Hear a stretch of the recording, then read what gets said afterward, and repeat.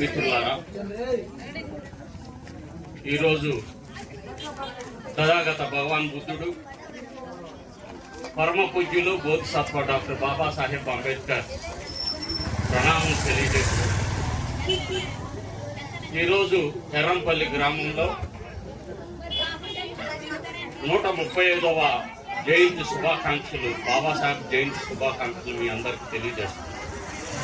ఇప్పటికే చాలా టైం అయింది. అందరూ అమ్మ ఒక్కసారి నిశ్శబ్దం పాటించండి. ఒక 5-10 నిమిషాలు మాట్లాడతాను, ఎక్కువసేపు మాట్లాడు, కొద్దిగా పేషెన్స్.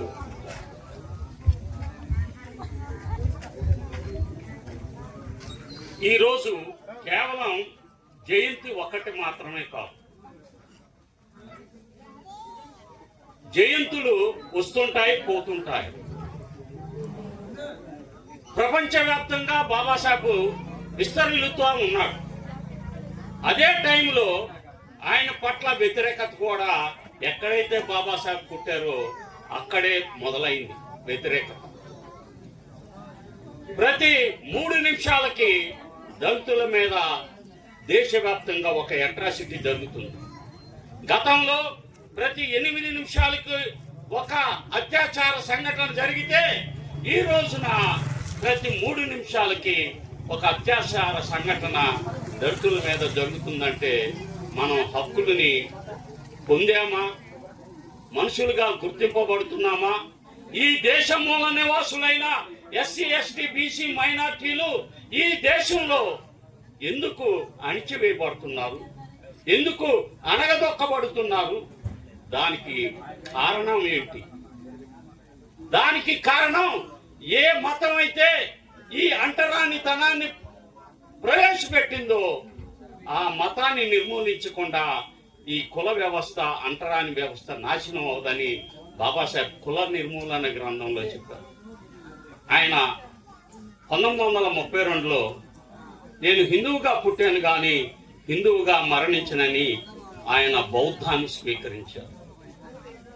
ఆయన మనవడు, సొంత మనవడు, రెండవ మనవడు, మొదటి మనవడు ప్రకాష్ అంబేద్కర్, రెండవ మనవడు డాక్టర్ భీమరావు యశ్వంత్ అంబేద్కర్, మూడవ మనవడు ఆనందరాజు అంబేద్కర్, నాలుగవ మనవరాలు ఒకటే ఉన్నారు, ఆమె రమాబాయి అంబేద్కర్. వాళ్ళ ఆర్గనైజేషనే నేను పనిచేస్తున్న BSI, Buddhist society of India, దానికి ఆంధ్రప్రదేశ్ రాష్ట్ర అధ్యక్షుడిగా పనిచేస్తున్నాను. ఈరోజు కేవలం జయంతి కాదు, బాబాసాహెబ్ యొక్క కృతజ్ఞతా పరీక్ష. ఈ పరీక్షలో మీరు విజయం సాధించారంటే మీరు ఒకసారి ఈ పరీక్షలో పాస్ అయ్యారా తప్పారా అన్నది మీరే ఈరోజు నిర్ణయించుకోవాలి.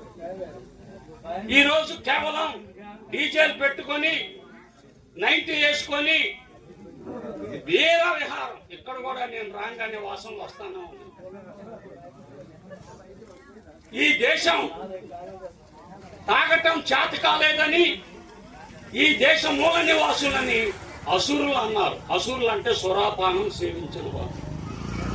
కానీ ఈరోజు మనం తాగినంత మందు ఇంకెవడు తాగడం లేదు. అసురులు, అనాసులు, అవర్ణులు, దాస, దస్య, అనార్య, రాక్షస, పిశాచ, మూతివ, చండాల అనే పేర్లతో, అగౌరవ పేర్లతో మనల్ని పిలువబడితే డాక్టర్ అంబేద్కర్ అది గుర్తించి ఈ అవమానకరమైన ఈ డెరిగేటరీ వర్డ్స్ నా ప్రజలకు ఉండకూడదని మనందరినీ కలిపి షెడ్యూల్ లిస్టులో పెట్టారు బాబాసాహెబ్.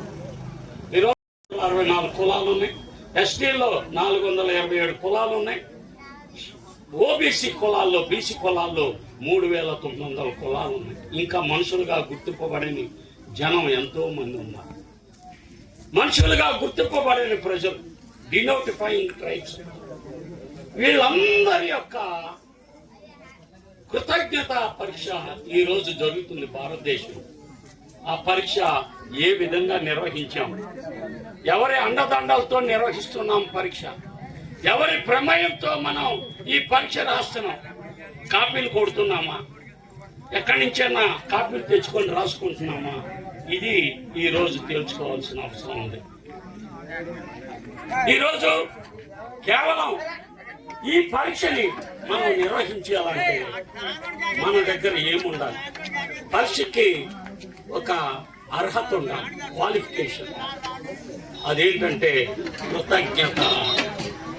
ఈ దేశంలో చదువుని ఒక హక్కుగా పొందింది ఆర్టికల్ 15(4) ద్వారా. భారత రాజ్యాంగంలో ఆర్టికల్ 15(4) ద్వారా చదువుని ఒక హక్కుగా పొందింది ఆర్టికల్ 15(4) ద్వారా. మీరందరూ మనమందరం ఆర్టికల్ 15(4) ద్వారా మాత్రమే మనం చదువుకునే హక్కు వచ్చింది. ఆర్టికల్ 16(4) దాని ద్వారానే ఉద్యోగాలు వచ్చింది. చదువుని ఉద్యోగాలని బాబాసాహెబ్ తన సొంత బిడ్డలని, ఆయనకు 5 పిల్లలు ఉన్నారు. 5 పిల్లలు ఎంతో ప్రేమ బాబాసాహెబ్. ఆ 5 పిల్లల్లో 4 పిల్లలు 3 సంవత్సరాల లోపలే చనిపోయారు. ఆయనకు ఒకే ఒక పిల్లోడు మిగిలేదు. ఆయన పేరు యశ్వంతరావు. ఆయన 4 పిల్లల్ని కోల్పోయి ఈ దేశంలో సమస్త ప్రజల యొక్క హక్కులని నిలబెట్టడానికి ఆయన ఏదో ఒక్క షెడ్యూల్ కాస్ట్ వాళ్ళకో, ఒక్క మాలలకో, మాదిలకో ఇవ్వాల. ఈ భారతదేశంలో ఉన్న యావత్తు ప్రజలందరికీ ఇచ్చాడు. చాలా మంది అనుకుంటా ఉంటారు ఏమనంటే బాబాసాహెబ్ అంబేద్కర్ ఈ ఎస్సీ వాళ్ళకి, మాల వాళ్ళకి, మాది వాళ్ళకి చేశాడు, మాకేం చేశాడని. ఈ దేశంలో ఉన్న మహిళలందరికీ సమాన పనికి సమాన వేతనం. పురుషుడికి ఎంతైతే ఉద్యోగానికి డబ్బులు వస్తున్నాయో స్త్రీలకు కూడా అదే డబ్బులు వస్తున్నాయి. అందరి మహిళలకు మెటర్నిటీ లీవ్ ఆయన ఇచ్చేటప్పుడు 3 నెలలు ఉంటే ఇప్పుడు సంవత్సరం అయింది. సంవత్సరం వరకు జీతాలు పొందుతూ మెటర్నిటీ లీవ్ అందరి మహిళలకు ఇచ్చారు. ఈ హక్కులు కేవలం షెడ్యూల్ కాస్ట్ వాళ్ళకి, షెడ్యూల్ ట్రైబ్స్ వాళ్ళకి, ఓబీసీలకు కాదు, దేశంలో ఉన్న పౌరులందరికీ ఇచ్చారు. ఇచ్చినా కానీ ఆయన గౌరవించని సమాజం ఉంది. ప్రతిరోజు ఎక్కడ చూసినా ఆయన విగ్రహాలని అవమానపరుస్తూ ఉంటారు. ఆయన్ని నిరంతరం అవమానపరుస్తుంటే ప్రపంచ దేశాలు కీర్తిస్తూ ఉన్నాయి. ప్రపంచ దేశాలందరూ బాబాసాహెబ్ని చూసి గర్వించుకుంటున్నారు. ఈయన కదా ఈ దేశానికి, ఈ ప్రపంచానికి విశ్వవిజ్ఞాని. ఎంత గొప్ప విజ్ఞాన సంపన్నుడు మనం పొందలేము. అలాంటి ఒక గొప్ప వ్యక్తిని మనం ఈరోజు స్మరించుకుంటున్నామంటే అది మన దగ్గర. ఆయనకి 2 అంటే ఇష్టం. తమ్ముళ్ళు, నైతికత లేనివాడు.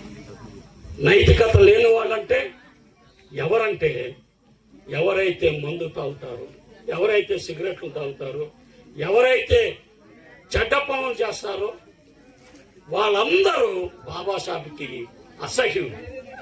ఎందుకంటే బాబాసాహెబ్ని మచ్చలేని నాయకుడు, నీతిమంతుడు, రక్షకుడు, విమోచకుడు, ఈ దేశానికి, ఈ బానిసత్వానికి సంకెళ్ళు తెలిపిన ఒక మహా వ్యక్తి. అలాంటి వ్యక్తిని ఆదర్శంగా పెట్టుకొని మీరు మందేసి చిందేస్తే ఆయన అవమానపరుస్తున్నట్ట, కనపరుస్తున్నట్ల మీరు ఆయన్ని ఏ విధంగా చూస్తున్నారో మీరు ఆలోచించండి. రెండో వాళ్ళు ఎవరంటే విశ్వాసఘాతకులు. వీళ్ళే ఉన్నారు మన దేశంలో. చదువుని ఒక హక్కుగా పొందారు రాజ్యాంగం ద్వారా. ఉద్యోగాలని పొందాం. మేమందరం ఉద్యోగస్తులు అనుకుంటున్నాం, పొందాం.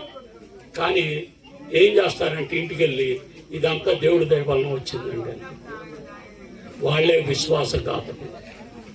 విశ్వాసఘాతకులు అంటే ఎవరో కాదు, బాబాసాహెబ్ తన రక్తంతో ఈ దేశంలో ఉద్యోగాలను, విద్యను మనకు అందిస్తే ఇది దేవుడి మహిమ అని చెప్పుకునే వాళ్ళు విశ్వాసఘాతకులు అవుతారా లేదా మీరే ఆలోచించండి.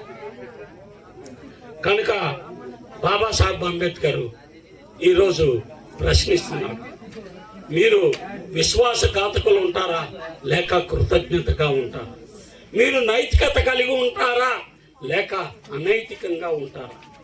ఈ దేశంలో మనం స్వతంత్రించుకోవాలంటే దేని ద్వారా స్వతంత్రించుకోవాలని ఉంటుంది? కేవలం నైతికత. మచ్చలేని నైతికత, కృతజ్ఞత భావం. ఆ కృతజ్ఞత మీరేనా ఈ ఊళ్ళో ఉండే జనాభా? ఇంకెవరు లేరా? ఇంట్లో కూర్చుండిపోయారు. సంవత్సరానికి ఒకసారి వచ్చి బాబాసాహెబ్కి కృతజ్ఞతగా ఆయన గౌరవించుకుంటాం తెలియదా? మీరు ఈరోజు ఈ యొక్క దుస్తులు వచ్చినాయి, కారణం ఏంటి? ఈ ఉద్యోగం వచ్చింది, ఈ గౌరవం వచ్చింది ఏంటి? ఇదివరకు మన పూర్వీకులు ఎలా ఉన్నారు? మెడలో ముంత, ముడ్డికి చీటి. మనం ఎక్కడన్నా ఉమ్మేయాలంటే ముంతలో ఊసుకొని నడవాల్సిన పరిస్థితి. దాన్ని మార్చినవాడు, మన బతుకులను మార్చినవాడు, మన గౌరవాన్ని పెంచినవాడు ఈరోజు జయంతి అంటే ఇంట్లో కూర్చొని నువ్వు నిద్రిస్తున్నావంటే నువ్వు కృతజ్ఞత లేనివాడివి, విశ్వాసఘాతకుడివి. నిన్ను నువ్వు చెక్ చేసుకో. మీ బాబాసాహెబ్ ఫోటో ఉందో ఒకసారి చేతులు ఎత్తండి, ఒకసారి చేతులు ఎత్తండి. మీ ఇళ్లలో ఎవరి దగ్గర అన్నా ఇళ్లలో అంబేద్కర్ గారి ఫోటో ఉందా? ఒక్కళ్ళు ఎవరో ఇద్దరు ముగ్గురు అంతే. అంటే మనం ఎవరిని ఫోటోలు పెట్టుకుంటామంటే మన హక్కుల్ని కాలరాచిన వాడి ఫోటోలు మన ఇంట్లో ఉంటాయి. మాలను చంపిన రెడ్ల ఫోటోలన్నీ మన ఇళ్లలో ఉంటాయి. మాదిగలను చంపిన కమ్మోడి ఫోటోలన్నీ మన ఇళ్లలో ఉంటాయి. కానీ ఒక రక్షకుడు ఫోటో మన ఇళ్లలో ఉండదు. ఇంత దుర్మార్గత ఇంకెక్కడ ఉంటుంది చెప్పండి? ఒక సెల్ ఫోన్లో బాబాసాహెబ్ ఫోటో పెట్టుకోలేరు, వాల్ పేపర్గా ఒక ఫోటో పెట్టుకోలేరు. అంటే ఎంత మనం బాబాసాహెబ్ని ఓన్ చేసుకుంటున్నాం. కనీసం బాబాసాహెబ్ ఫోటో కూడా మన ఇళ్లలో లేదంటే మనం ఎంత దారిద్ర్యంతో, బానిసత్వంతో, మూర్ఖత్వంతో, ఆయన పట్ల విశ్వాసం లేకుండా, గౌరవం లేకుండా మనం జీవిస్తున్నామంటే అది ఎంత అవమానం. ఈరోజు అత్యంత ఘోరమైన విషయాలు జరుగుతున్నాయి ఈ రాష్ట్రంలో. మనం ఓటేసి మనం గెలిపించుకున్న వాళ్ళు వాడికి అధికారం ఇచ్చి మనం చంపించే అధికారం వాడికి ఇస్తున్నాం. మీరు దళిత క్రైస్తవుల ఆత్మీయుల్లో ఏం చేశారో చూడండి. 57 మంది, ఎంతమంది ఆడవాళ్ళు ఏమీ తెలియదు మర్డర్ చేశారని చెప్పి 302 సెక్షన్స్ పెట్టారు. మనం ఓటేస్తేనే కదా వాడు పెట్టింది. మన ఓటు మనం వేసుకొని మన పాలన మనం చేసుకొని మనం రాజులు అవ్వమని కదా బాబాసాహెబ్ చెప్పింది. మనల్ని బానిసలుగా జీవించమన్నాడు Babasaheb. He want to see his people as rulers of this country. ఆయన తన ప్రజలని పాలకులుగా చేయాలనుకుంటే నువ్వేంటి ఆడికి ఇచ్చి పదవి, ఆడితో చంపించుకుంటున్నావు, ఆడితో తిట్టించుకుంటున్నావు.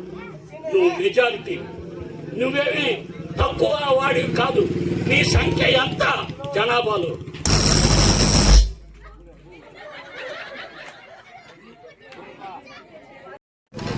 మిత్రులారా, నేను 5 నిమిషాలే మాట్లాడతాను. 5 నిమిషాలు మీరు ఓపికగా వినండి. ఇది వరకు మనకి ఇవ్వబడల డబ్బులు, పన్నులు కట్టే వాళ్ళకి, డిగ్రీలు చదివిన వారికి మాత్రమే ఓటు హక్కు ఉండేది. ఓటు ద్వారా పాలకులు అవ్వాలని ఆయన భావించి 1932 రౌండ్ టేబుల్ సమావేశంలో ఆయన ఓటు హక్కును సాధించిన తర్వాత, ఈ దేశానికి వచ్చిన తర్వాత ఆయన ఒక మాట అన్నారు, మీరు వెళ్ళి మీ గోడల మీద రాసుకోండి ఈ దేశానికి పాలకులు అవుతున్నారని. మరి మనం అయ్యామా? మన ఓటు ఎవరికి వేస్తున్నాం? మైనార్టీలకే వేస్తున్నాం. మనం మెజారిటీ 185% మంది ఎస్సీ ఎస్టీ బీసీ మైనార్టీలు ఉంటే 15% మందికి వేసి వాళ్ళ చేత పాలన చేసి వాళ్ళ చేత తన్నులు తిని వాళ్ళ చేత మన సంక్షేమ స్కీములు రద్దు చేసుకుంటే మనం చచ్చిపోయినా కనీసం మనం ఓదార్చేవాడు లేడు. నేను పేర్లు చెప్పను కానీ గత ప్రభుత్వంలో చంపబడిన వాళ్ళు కానీ ఈ ప్రభుత్వంలో చంపబడిన వారు కానీ వాళ్ళు చంపితే కనీసం ఒక్క నాయకుడు ఓదార్పు యాత్ర చేయడు. కానీ అంబటి రాంబాబుకి కానీ జోగి రమేష్కి కానీ ఏదన్నా చిన్న దెబ్బ తగిలితే వెళ్ళి ఓదార్పు యాత్రలు రోజుల తరబడి చేస్తారు. కానీ మాలలు, మాదిగలు ఇప్పుడు కూటమి ప్రభుత్వంలో ఇప్పటికీ 56 మంది చనిపోయారు. ఒక్క చోట కూడా ఓదార్పు యాత్రలు. ఎస్సీలు అంటే ఓదార్పు యాత్రలు. ఎస్సీల ప్రాణం కాదు, వాటికి విలువ లేదు. నీ ప్రాణానికి విలువ కావాలంటే నీ ఓటు నువ్వే వేసుకోవాలి, నీ పాలన నువ్వే చేసుకోవాలి. నువ్వు ఆళ్ళని ముష్టెత్తటం ఏంటి? నువ్వు మెజార్టీ అయ్యింది, ఈ దేశ భూమి పుత్రుడు అయింది. You are the sons of the soil. నువ్వు ఒరిజినల్ ఇన్హాబిటెంట్ ఆఫ్ ఇండియా, ఈ దేశ భూమి పుత్రుడివి. నీ మూలాలు ఎక్కడున్నాయి? బాబాసాహెబ్లో ఉన్నాయి. నీ మూలాలు ఎక్కడున్నాయి? మహాత్మా జ్యోతిరావు పూలేలో ఉన్నాయి. నీ మూలాలు తథాగత భగవాన్ బుద్ధుడిలో ఉన్నాయి. అంతేగాని మన మూలాలు ఏ దేవుడిలో ఉండవు. మన మూలాలు మన తాత ముత్తాతల్లో ఉంటాయి. ఆళ్ళ ద్వారా మన తాతలు వచ్చారు, ఆళ్ళ ద్వారా మన నాన్నలు వచ్చారు, మన ద్వారా మన పిల్లలు వచ్చారు. అంతేగాని మన మూలాలు మత విశ్వాసాల్లో లేవు. కనుక మత విశ్వాసాలకు అతీతంగా మన పాలన మనం చేసుకోవాలంటే బాబాసాహెబ్ ఇచ్చిన ఓటుని మనం సద్వినియోగం చేయాలి. బాబాసాహెబ్ చివరిగా మూల్ రాజ్ అనే ఒక ఆయనకి ఇచ్చిన ఇంటర్వ్యూలో ఏమడిగాడంటే, Babasaheb, what is your final goal? లక్ష్యం ఏంటండి? మీరు ఇన్ని సంవత్సరాలు పనిచేశారు కదా, మీ లక్ష్యం ఏంటంటే ఆయన అన్నాడు ఒకటే ఒక మాట, I have only one goal, that is I want to see my people as rulers of this country. ఈ దేశాన్ని పరిపాలించేది మనమే కావాలని ఆయన కోరుకున్నాడు. ఆయన కోరుకొని చనిపోయాడు, పరినిర్వాణం. ఆ గొప్ప వ్యక్తి యొక్క లక్ష్యాన్ని మనం అందరం సాధిద్దామంటే చేయొద్దండి. జై భీమ్, జై జై భీమ్. నేను అనేక పుస్తకాలు రాస్తూ ఉంటాను. మీకు ఇంట్రెస్ట్ అయితే నేను ఈ మధ్య లేటెస్ట్గా రాసిన పుస్తకం ఎస్సీ ఉపవర్గీకరణ, హక్కుల పరిరక్షణక భక్షణక. హక్కులు లేకుండా చేయడానికి కోసమా లేక హక్కులు ఇవ్వడానికి కోసం అంటే ఏంటో ఆ పుస్తకం రాశాను. అది 150 రూపాయలకే ఇస్తాను. మీరు కావాలంటే నా దగ్గరకు వస్తే మీకు ఇవ్వడం జరుగుతుంది. కారులో ఉన్నాయి, మీరు కావాలనుకున్న వాళ్ళు కొనుక్కోండి. అది ఫ్రీ డిస్ట్రిబ్యూషన్ కాదు, ఊరికినే ఇవ్వటానికి కోసం ఇచ్చింది. తమ్ముడికి మాత్రం రాజ్యాంగం పుస్తకం ఇస్తాను, అది తీసుకోమని చెప్పి నేను విజ్ఞప్తి చేస్తూ, నాకు గొంతు బాగలేదు కనుక నేను వైండప్ చేస్తున్నాను, క్షమించండి. గొంతు బాగపోవటం వలన